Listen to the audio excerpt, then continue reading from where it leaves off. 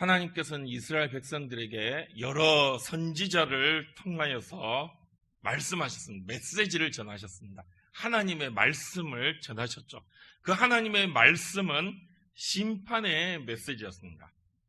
너희가 지금 너희의 죄를 깨닫고 그 악에서 벗어나지 못하면 그러면 그 죄와 악으로 내가 너희를 심판하리라. 이런 심판의 메시지를 많은 선지자들을 통하여 이스라엘 백성들에게 전하여 주셨습니다.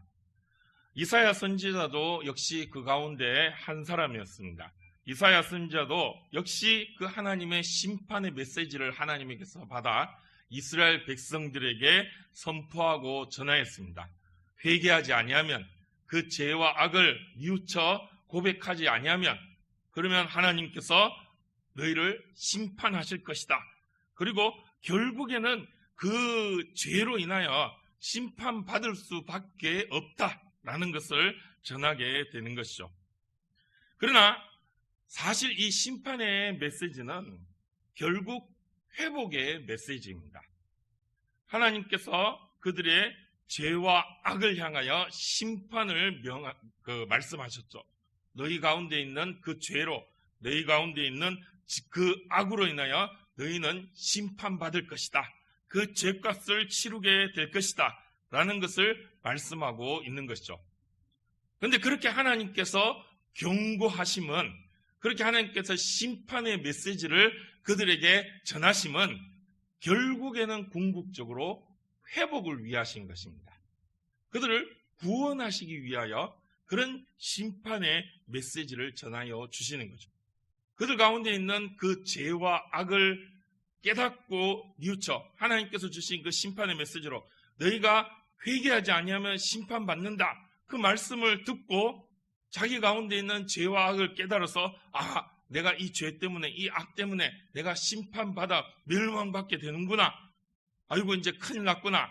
어찌할꼬 할 때 하나님께서 그 죄를 뉘우치면 아이고 하나님께서 용서해 주셔야 됩니다. 내가 이렇게 심판받을 죄를 짓고 내가 심판받을 이 악 가운데 살고 있는데 하나님 용서하여 주십시오 하고 뉘우쳐 하나님 앞에 긍휼을 구할 때 하나님께서 그들에게 사랑을 베풀어 주시고 은혜를 베풀어 주셔서 그들을 그 죄에서 구원하여 주시겠다 하신 그 약속의 말씀인 거죠. 그러니까 결국 궁극적으로 심판을 하나님께서 말씀하시는 그 심판을 통하여 회개케 하시고 또 회복하시기 위함인 것입니다. 이 심판은 과정이란 거죠. 그렇게 죄를 뉘우치도록 만드시고 그로 인하여 궁극적으로 결국에 하나님은 회복하고 구원하시기 위함인 것입니다. 이사야 선지자를 통하여 그리고 많은 선지자를 통하여 하나님께서는 그런 메시지를 전하고 계시는 것이죠. 그 심판은 과정이고 결국에 하나님이 주신 메시지는 구원과 회복의 메시지라는 것이죠. 오늘 이사야서 9장 말씀도 그런 회복의 메시지입니다. 앞서 이사야 선지자는 이 이스라엘 백성들에게 이 심판의 메시지를 전하여 줬습니다. 너희는 이제 심판받을 것이다. 이제 너희는 너희 죄로 인하여서 주변 나라들이 너희를 치러 올 것이고 너희는 그 나라들을 이기지 못하고 망하게 될 것이다. 어려움을 당할 것이다. 그것이 결국 너희 죄 때문이다. 라는 그런 심판의 메시지를 전하였습니다. 그리고 이제 이 9장에 와서 이사야 선지자는 회복의 메시지를 증거하고 말씀하고 있는 것입니다. 1절부터 말씀을 살펴보면 결국 이스라엘은 죄로 인하여 흑암 가운데 행하고 있었다는 거죠. 그 죄 때문에 눈이 어두워지고 심령이 어두워져 어둠 가운데 있고 또 그 죄 때문에 주변의 나라들이 그들을 억압하고 또 그들을 지배하면서 그 가운데 소망 없고 흑암 가운데 있는 것 같이 그렇게 어려운 가운데 사망의 그늘질 땅으로 살고 있는 그런 이스라엘이지만 하나님께서 그들에게 큰 빛을 보게 하시고 그 사망의 그늘질 땅에서 벗어나게 하시며 또 흑암에서 벗어날 수 있도록 그 흑암 가운데에서 구원하실 것이라 하나님은 그렇게 말씀하고 계십니다. 그리고 결국에는 이 나라, 그 이스라엘을 창성하게 하시고 그 가운데에서 정말로 전쟁에 이긴 자들이 그 전리품으로 인하여 기뻐하고 감사하는 것처럼 그들에게 즐거움을 전하여 주신다는 것입니다. 나라가 망하여 어려움을 당하게 되지만 결국엔 하나님께서 그들을 그 어려운 가운데에서 구원하여 주시고 절망 가운데, 어두운 가운데, 흑암 가운데 아무 소망 없이 살아갈 수밖에 없는 그들을 하나님께서 그들에게 큰 빛을 전하여 주시고 그들의 슬픔이 즐거움으로 바뀌도록 하나님께서 그들을 구원하여 주시고 회복하여 주실 것임을, 그 나라를 마침내 왕성하게 창성케 하셔 주실 것임을 그렇게 약속하시고 말씀하고 있는 것입니다. 그런데 그 일이, 그런 회복과 구원이 어떻게, 누구를 위하여, 누구를 통하여 이루어지는가? 그것이 오늘 6절 말씀에 보면 한 아기를 통하여 이루어진다라고 말씀하고 있는 것입니다. 한 아기가 우리에게서 낳고 한 아들을 우리에게 주신 바 되었는데 그 아기, 그 아들이 결국에는 그 흑암을 물리치고 큰 빛으로 오셔서 이 이스라엘의 나라를 회복하여 주시고 즐거움을 주시는 그런 일을 행하실 것이다 라고 6절에서 말씀하고 있는 것이죠. 그런데 이 한 아기는 이 앞서 7장에서 이미 예언된 말씀입니다. 7장에서는 임마누엘이라는 말씀을 주셨죠. 임마누엘, 하나님이 함께 하신다.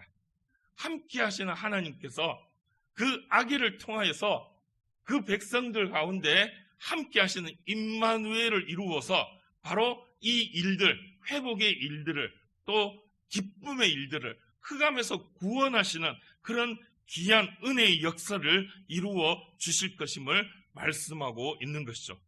이 말씀은 결국 하나님 나라를 이루실 메시아에 대한 말씀입니다. 앞으로 오실 그 한 아기, 임마누엘의 그 아기가 이제 그런 구원을 베푸실 것이다. 그 메시아가 곧 오실 것이다. 라는 그런 말씀을 전하여 주시는 거죠. 근데 이 메시아는 궁극적으로 누구를 말씀하고 있는 것이죠? 바로 예수 그리스도를 말씀하시는 것입니다. 마침내 예수님께서 이 땅에 오셔서 우리를 죄 가운데에서 구원하여 주시고 하나님의 영광의 나라, 다윗의 나라, 이 나라 이스라엘을 회복시켜 주시고 그 백성들을 즐거운 가운데에서 영원한 하나님의 그 은혜를 누리며 살도록 구원하여 주실 것임을 말씀하고 있다는 것이죠. 그래서 이제 그 한 아기, 오실 메시아 예수님께서 어떻게 그 회복을 이루실 것이고 그분이 어떤 분인가라는 것을 좀 더 구체적으로 말씀하고 있습니다. 그분은 그 어깨에 정사를 메고 오셨다라고 말씀하고 있습니다. 이 정사라는 것은 나라의 일을 의미하는 것이죠. 그러니까 우리에게 온 아들 가나기가 어깨에 정사를 메며 우리에게 오셨다는 것은 왕으로 오셨다는 것입니다.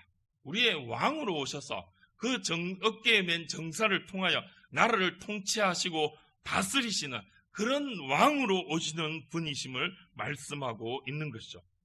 그 왕이신 분께서 그 이름을 말씀하고 있는데 그 이름이 기묘자라, 모사라, 그리고 전능하신 하나님이시라, 또 영전하시는 아버지라, 평강의 왕이라 라는 이름으로 오셔서 이 나라를 다스릴 것임을 말씀하고 있습니다. 먼저 기묘자라 하시죠. 기묘자라, 모사라. 이 기묘하다라는 말의 의미는 어떤 의미입니까? 우리가 전혀 예측하지 못하고 상상하지 못할 그런 놀라운 일을 행하시는 그런 분이시란 거죠. 이 기묘하다, 즉 신묘막측하다 그런 말이 있죠. 하나님이 하시는 일은 우리가 예측할 수 없고 생각할 수 없고 상상할 수 없는 그런 일들을 하나님께서 이루어 주신다는 거예요. 그게 바로 기묘하다는 것이죠. 하나님이 실제로 그런 일들을 이루셨죠. 성경의 역사를 보면 정말 놀랄만한 일들을 하나님께서 많이 이루셨죠. 우리가 잘 아는 것처럼 홍해를 가르셨어요. 이게 사람이 할 수 있는 일이 아니죠. 또 그 당시 그 어떤 나라도 무너뜨릴 수 없다라고 하는 그 난공불락의 여리고성을 하나님께서는 이스라엘 백성이 손도 하나 까딱하지 않고 하나님께서 그냥 무너뜨려 주셨다는 거죠. 이것이 바로 기묘자이신, 기묘한 일을 행하신 그런 분, 그런 하나님이심을 말씀하고 있습니다. 그리고 모사라 말씀하고 있죠. 이 모사라는 것은 책사를 의미하는 것이죠. 우리가 잘 알고 있는 이 모사 중에 제일 유명한 사람이 누굴까 생각해 보면 아마도 우리가 삼국지에 나오는 제갈량, 제갈공명이라도 말하기도 하죠. 그 제갈량, 그가 아마 우리가 알고 있는 모사 중에서 제일 유명한 사람이 아닐까 생각되어지죠. 이 제갈량의 그 지혜로 이 이길 수 없는 전쟁들을 이기게 하고 정말 그 머리에서 나오는 그런 어떤 묘책들이 정말 나라의 전쟁을 이 승패를 바꾸어서 피할 수밖에 없는 전쟁을 승리하게 만드는 그런 지략을 내는 그런 모사의 모습, 바로 오실 그분이 그런 모사라는 거죠. 모든 일들, 어려움들을 해결할 수 있는 지혜를 주시는 것입니다. 그리고 그 어떤 대적이 오더라도 그것을 물리칠 수 있는 그런 기묘한 비책을 베풀 수 있는 그런 모사로 오시는 그런 분이시란 것입니다. 그러니까 기묘자라, 모사라, 정말로 우리가 생각할 수 없는, 상상할 수 없는 정말 기이한 일들, 이전에 전혀 경험해보지 못한 그런 일들을 베풀어서 우리로 하여금 모든 대적을 이기게 하시고 모든 어려움을 극복할 수 있도록 도우시고 함께 하시는 지혜의 왕으로 오시는 분이시란 것입니다. 모든 어려움을 해결해 주실 그런 지혜를 갖고 계신 신묘막측한 일들을 행하시는 그런 분이시라고 말씀하고 있죠. 그래서 전능하신 하나님이라는 이름도 갖고 계시는 것입니다. 이 전능하다, 여기서 말씀하신 이 전능하다라는 말의 의미를 보면 이 전능하다는 말씀은 못하실 일이 없는 그런 분이시다라고 말씀하시는데 특별히 그 가운데는 전쟁에 능한 용사라는 의미가 있습니다. 그리고 패배를 모르는 용사, 그리고 강력하고 위대한 용사라는 것입니다. 그러니까 전능하신 하나님이다라는 것은 그 어떤 전쟁에서도 패배하지 아니하시고 반드시 승리하시는 분이시라는 의미가 있습니다. 세상에 그 어떤 대적도 물리칠 수 없는 천하무적의 그런 용맹스러운 용사이심을 말씀하고 있는 것이죠. 즉 하나님께서는 이기지 못할 전쟁이 없으시다는 것입니다. 하나님을 대적할 그런 대적들이 그 누구도 하나님 앞에서 승리할 수 없고 패배할 수밖에 없는, 하나님께서는 반드시 그 모든 대적들을 물리쳐 주시는 그런 용사이신 전능하신 하나님이심을 말씀하고 있습니다. 그리고 또 영존하시는 아버지라고 말씀하고 있습니다. 영존하시는 아버지, 하나님을 아버지라 소개하고 있죠. 아버지는 어떤 분입니까? 좋은 아버지, 참된 아버지는 어떤 분이 참된 아버지죠? 그 가정을 정말로 복되게 이끌어가는 그런 이 가장이 아버지이죠. 자기 가족을 배굴지 않게 하고 자기 가족이 평안하게 살 수 있도록 지켜 보호하고 또 모든 물질을 공급할 수 있는, 도울 수 있는 힘이 되는 그런 존재가 바로 아버지시죠. 하나님이 바로 그런 좋은 아버지시다는 것입니다. 그런데 그 아버지라는 이름 앞에 또 어떤 이 말이 붙어 있냐면 영존하신 아버지라는 것이죠. 영원하신 아버지라는 것입니다. 하나님은 영원토록 우리에게 좋은 아버지가 되셔서 우리를 하여금 평안하게 살 수 있도록 영원토록 우리를 책임져 주시는, 우리와 함께 하시는 그런 아버지이심을 말씀하고 있습니다. 그분이 바로 오실 한 아기 메시아이시라는 것이죠. 그리고 결국 그렇게 이 기묘자로, 모사로 오셔서 전능하신 하나님으로 오셔서 또 영전하신 아버지로 오신 그분이 결국엔 평화의 왕이 되어 주신다는 것입니다. 평강의 왕으로 오셨다는 것이에요. 우리를 다스리시는 왕으로 오셨는데 이 우리를 다스리시는 이 왕이 우리를 어떻게 다스리시냐, 무엇으로 다스리시냐, 평강으로 다스리신다는 것입니다. 이제 우리나라도 뭐 이제 대통령을 새로 뽑죠.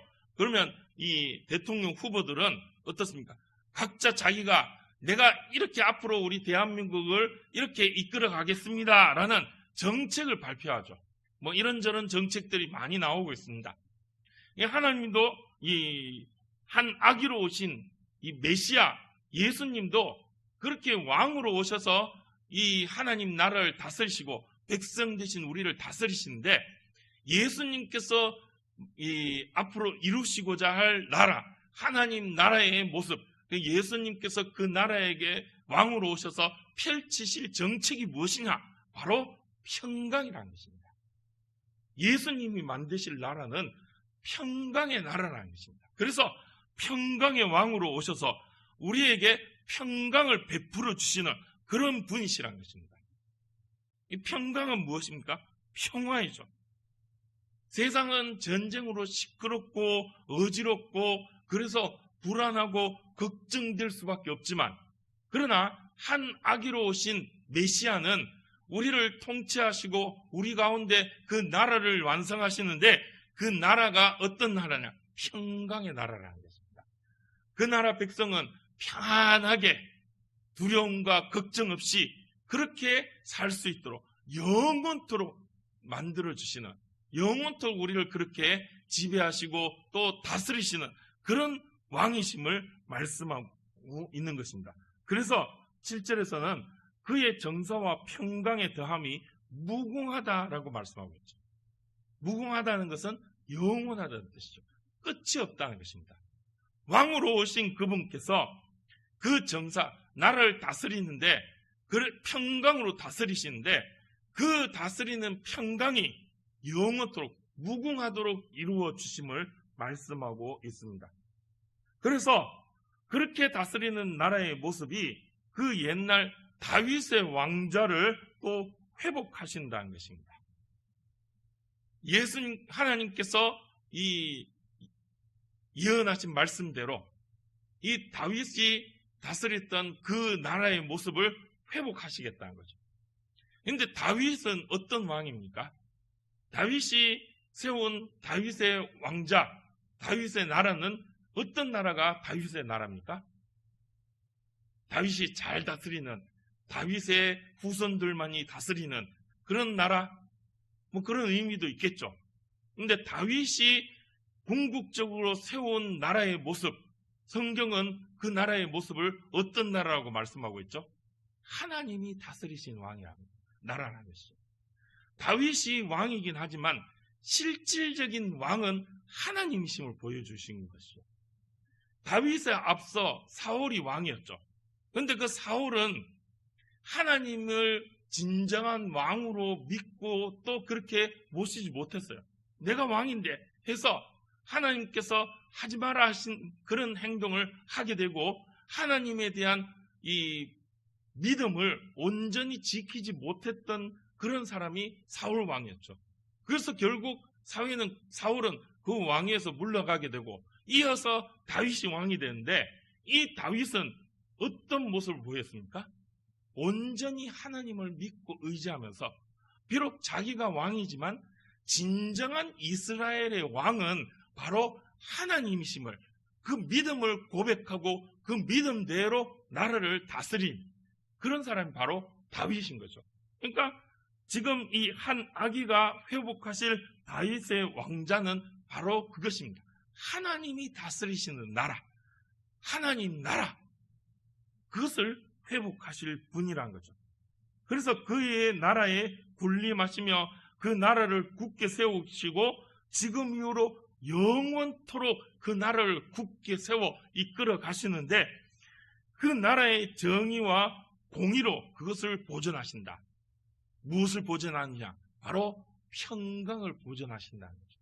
평강의 나라를 보존하시는데, 그 평강이 그 나라의 정의와 공의가 된다는 거죠. 그 나라가 정말로 이루어가고 또 앞으로 또 모든 이 세상 만민들이 바라볼 때 그 나라는 이런 나라다라고 표상하고 나타내는 것이 바로 평강이라는 거예요. 그 평강을 이루기 위해 영원토록 그 정사를 이루어가고 또 군림하며 굳게 세우고 보존하여 주실 것이라는 것입니다. 그것을 위해서 만군의 여호와의 열심히 이루시리라 말씀하고 있습니다. 그 평강의 나라, 평강의 왕으로 오신 그 메시아가 세우실 그 나라를 영원토록 평강을 이루어가고 평강의 나라로서 세워갈 수 있도록 하시는데, 그것이 무엇을 통하여 누가 그것을 그렇게 이루시는가? 바로 만군의 여호와께서 이루시는데, 만군의 여호와의 열심으로 그것을 이루신다는 것입니다. 하나님께서 하나님의 모든 것을 다하여서 그 평강의 나라를 세우신다는 것입니다. 평강의 왕으로 오신 한 아기, 그 메시아에게 하나님께서 모든 것을 다하여 도우시고 함께 하심으로 그 평강의 나라를 이루어 가시겠다는 것이죠. 이것이 하나님께서 주신 말씀인 것입니다. 우리에게 주신 비전인 것이죠. 예수님께서 이 땅에 오셔서 예수님께서 이루어 가시는 하나님 나라가 바로 이런 평강의 나라라는 것입니다. 영원토록 평강을 이루시기 위하여 예수님께서 이 땅에 오셔서 우리의 왕이 되어 주셨다는 것입니다. 그래서 이제 우리는 예수님을 믿음으로 그 평강의 나라의 백성이 되었다는 것이죠. 예수님을 왕으로 모시면서 예수님이 이루실, 하나님께서 그 예수님을 통하여 영원토록 이루실 그 평강의 나라의 백성으로 우리는 살아가는 것이죠. 그래서 우리 가운데 평강이 이루어지는 것입니다. 예수님께서 이 땅에 그 나라를 이루셨죠. 그리고 앞으로 그 나라를 계속해서 이루어 가신다는 것입니다. 다시 오실 그때, 이 마지막 때에 예수님께서 완성하실 하나님 나라의 모습이 바로 그런 평강의 나라라는 것입니다. 그런 평강의 왕으로 이 땅에 오셨다는 거죠. 그리고 그 하나님 나라를 이루시기 위하여 이 땅에 마침내 완성하실 그 하나님의 나라, 평강의 나라를 이루시기 위하여 예수님께서 이 땅에 전처기지로 세워주신 것이 있습니다. 하나님 나라의 모형으로 작은 하나님 나라로 이 땅에 예수님께서 세워주신 것이 있죠. 그게 바로 무엇입니까? 교회인 것입니다. 그래서 교회는 하나님 나라 모형으로서 평강의 나라로서 그 모습이 평강을 이루어야 된다는 거죠. 우리는 우리 가운데서 이 평강을 이루어 가야 할 것입니다. 예수님께서 다스리시는 예수님께서 머리 되신 교회는 그런 평강의 나라의 모습을 보여야 된다. 그럼 우리가 평강을 이루어야 됩니다. 우리 가운데서 예수님을 믿음으로 인하여서 평강을 이루어 가야 되고, 그리고 이 세상 아직도 악한 마귀가 사로잡고 사단이 지배하며 어둠 가운데에서 멸망의 길로 이끌어 가려고 하는 그 세상 가운데 우리는 평강의 나라를 이루어 이 평강의 나라의 전처기지로서 그 모든 전쟁의 소문들을 무너뜨리고 불안에 있는 백성들에게 이 평강의 메시지를 전하여 주어야 한다는 것이죠. 마귀 사탄이 주는 그 불안과 공포와 전쟁의 소문 가운데서 벗어나서 거기에서부터 해방되어서 온전한 평강의 왕으로 오신 예수님을 믿음으로 그 평강 가운데서 영원토록 살도록, 그것이 바로 복음이고 우리가 전해야 될 우리의 사명인 줄 믿습니다. 그래서 우리는 평강의 사도로서 먼저 우리 가운데 그 평강을 이루어가고 또 그 평강의 사명을 감당하며 나아가야 될 줄 믿습니다. 아니, 주님께서 우리에게 그 평강의 사명을 이루어 주실 줄 믿습니다. 이것이 바로 참된 하나님 나라의 모습일 것입니다. 이런 평강을 이룬 이 믿음의 사람들, 아마 그 가운데 그 평화의 사명을 직접 실천한 대표적 인물을 꼽으라 하면 39대 미국 대통령인 지미 카터를 꼽을 수 있을 것입니다. 여러분들이 잘 아는 것처럼 이 지미 카터 대통령은 정말 참 믿음의 사람이었습니다. 신실하게 믿음을 지켜온 분이심을 우리는 알 수 있습니다. 그 믿음대로 이 카터 대통령은 평강을 이루는 삶을 살았습니다. 보통 우리가 믿음의 사람들을 꼽을 때, 특히 이제 정치인들 중에 믿음의 사람들을 꼽을 때 보면 평소에는 참 신앙을 잘 지키지만 이 정치적인 어떤 정책과 또 그런 일들을 행할 때 있을 때 보면은 간혹 이제 어떤 이 신앙과 다른 그런 모습들을 보이기도 하고, 또 그것 때문에 그 사람 정말 믿음이 좋은가라는 이 평가를 내리기 주저하는 그런 인물들이 간혹 있기도 하지만, 이 지미 카터만큼은 정말로 신실하게 믿음을 지켰던 사람이다라는 평가를 받게 됩니다.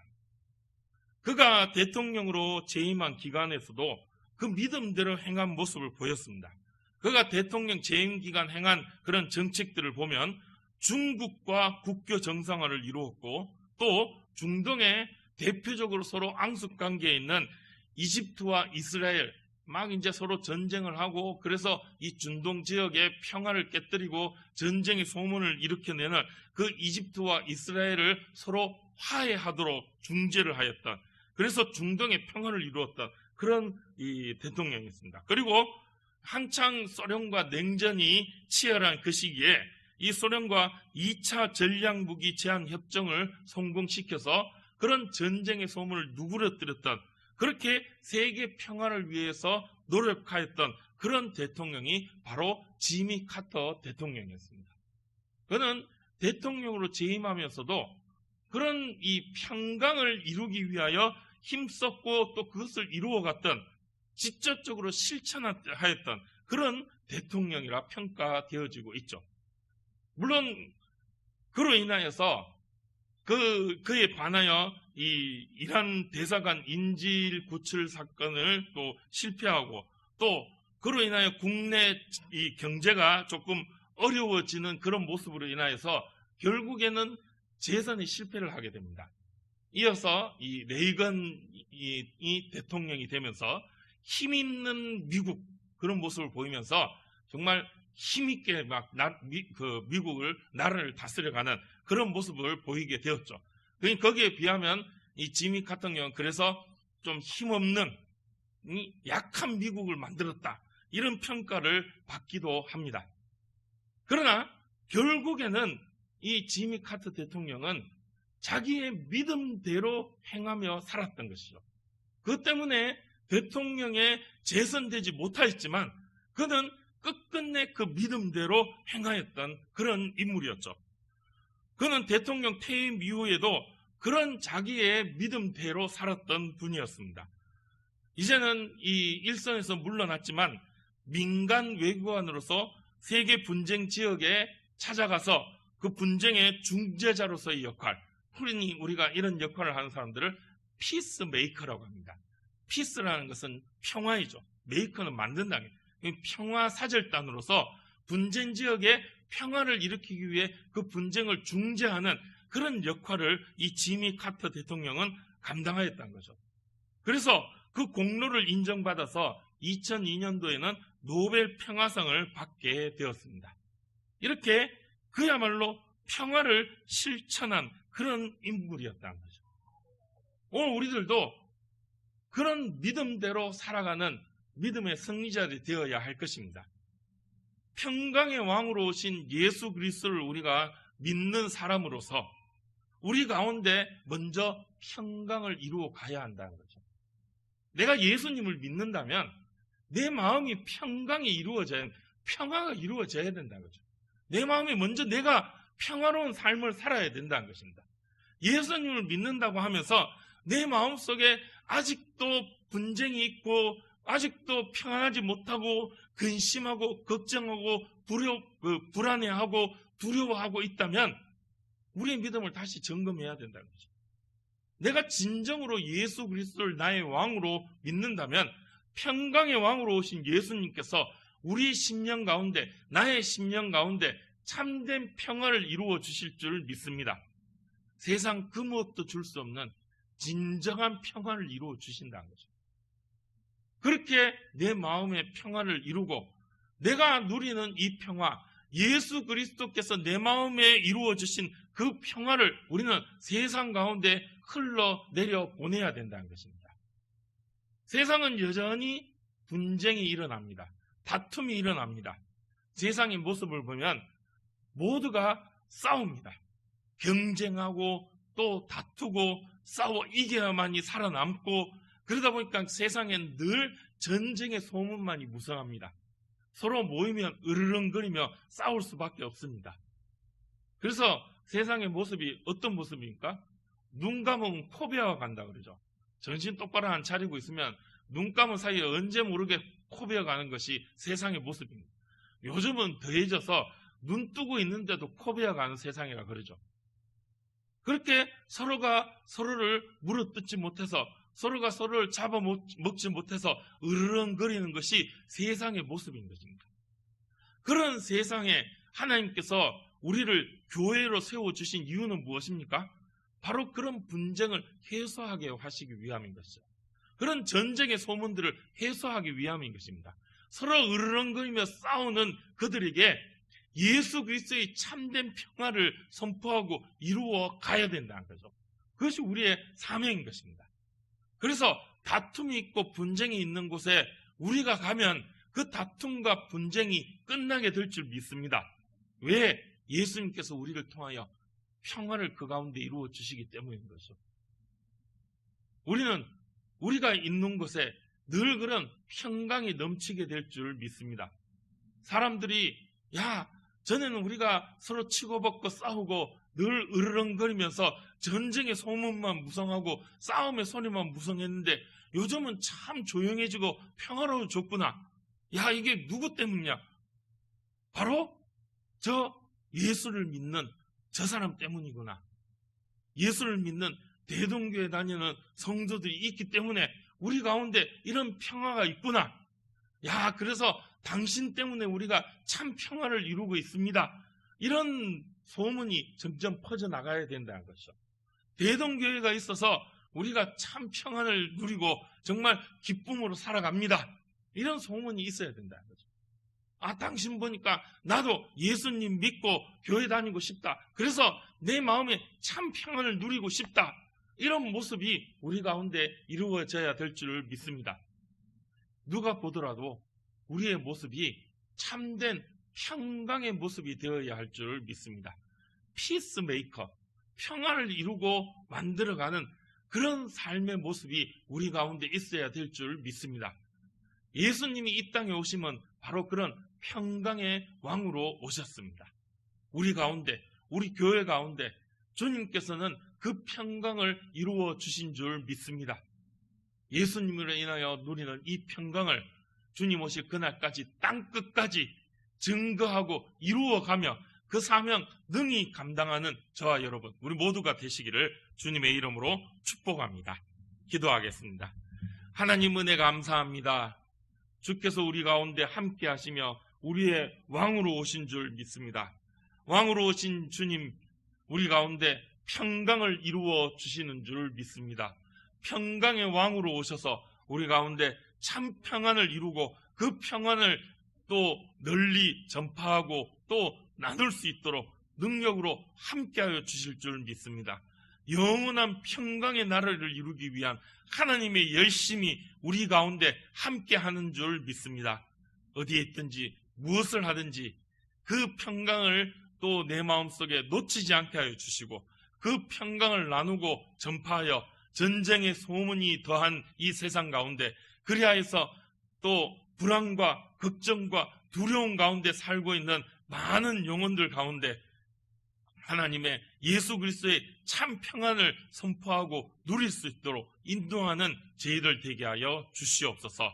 주님의 능력으로 주님의 은혜로 그 사명 감당케 하여 주시옵소서. 함께하여 주실 줄 믿사오며 예수님 이름으로 기도드립니다. 아멘.